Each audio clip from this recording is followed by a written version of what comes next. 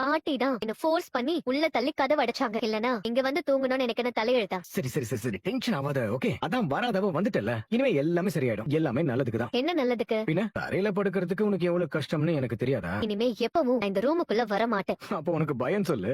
பயம் இல்ல, எனக்கு பிடிக்கல. என்ன பயம்? நீ இந்த ரூமுக்குள்ள வந்தா நான் உன்னை ஆசையா பாக்குறது பேசுறதெல்லாம் கேட்டு எங்க என்ன மறுபடியும் காதலிக்க ஆரம்பிச்சிடுவேன்னு பயப்படுறேன். சான்ஸே இல்ல. அப்ப ப்ரூவ் பண்ணு. அப்படின்னா டெய்லி நைட் இங்க வந்து தூங்கு. உனக்கு பயம் இல்ல, நான் ஒத்துக்கிறேன். என்ன சேலஞ்சா? சேலஞ்சு தான். சரி, நீங்க சொல்றது எதுவுமே நம்புற மாதிரி இல்லையே. பாத்தியா, நீ ஏன் இப்படி சொல்ற? அந்த கண்மணியை வீட்டை விட்டு துரத்துறதுக்காக என்னெல்லாம் பிளான் பண்ணி உனக்காக நான் கஷ்டப்பட்டிருப்பேன். ஆனா கடைசியா நீ கூட என்ன நம்பல. நீங்க சொல்றதுல ஒரு லாஜிக்கே இல்லையேக்கா. அப்போ நான் போய் சொல்றேன்றியா? அப்படி நினைக்கல.